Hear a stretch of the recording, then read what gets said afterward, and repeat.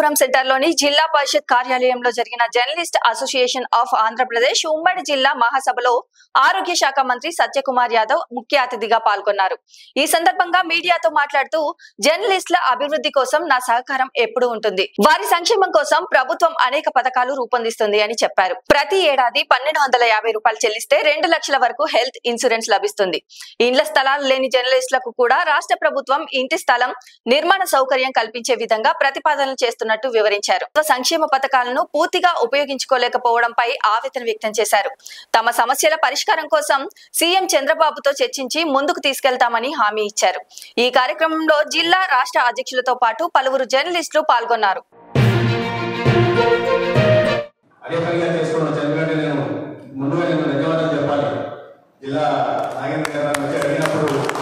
నేను 21 నాకు క్యాబినెట్ ఉంటుంది రాలేనంటే పర్వాలేదు 22కు మార్చుకుంటామని చెప్పి పెద్ద మనసు చెప్పిన మీకు నేను చిన్నప్పటి ఒక బలమైన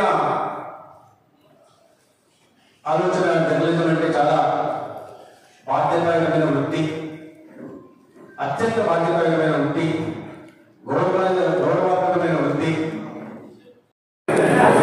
జర్నలిజం అనేది చాలా పవిత్రమైన వృత్తి, అత్యంత బాధ్యతాయుతమైన గౌరవప్రదమైన వృత్తి.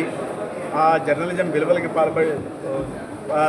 లోబడి పనిచేయాల్సిందిగా నేను వాళ్ళ పత్రికా మిత్రులందరికీ కోరుకుంటున్నాను. ఎందుకంటే సమాజంలో జరుగుతున్న విషయాల్ని ప్రజలకు తెలియజెప్పడం, ప్రభుత్వం ఏదైనా ప్రజాకంటక చర్యలకు పాల్పడినా లేదా అవినీతికి పాల్పడినా ప్రజల దృష్టికి తీసుకెళ్ళడం ఒక అంకుశంలాగా మారి ప్రభుత్వాన్ని గాడిలో పెట్టడం అనేది పత్రికా రంగం గొప్పతనం, దాని బాధ్యత కూడా. అంటే ఈ సందర్భంగా పత్రికా మిత్రులందరూ కూడా నేను శుభాకాంక్షలు తెలియజేస్తున్నాను.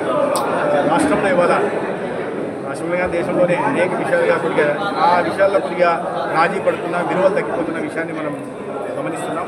అయితే అత్యంత గౌరవప్రదమైన స్థితిలో దానికి న్యాయం చేయాల్సిందిగా నేను పొలిటికల్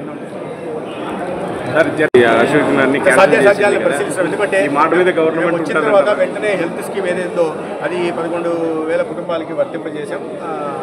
11,000 మందికి, దానివల్ల 33,000 మందికి లబ్ధి చెందుతూ ఉంది. అదేవిధంగా మొన్న క్యాపిటల్లో అక్రిడేషన్ విషయం వచ్చినప్పుడు మన ప్రభుత్వం అక్రిడేషన్ ఇచ్చిన విషయం కూడా అందరికీ తెలుస్తుంది.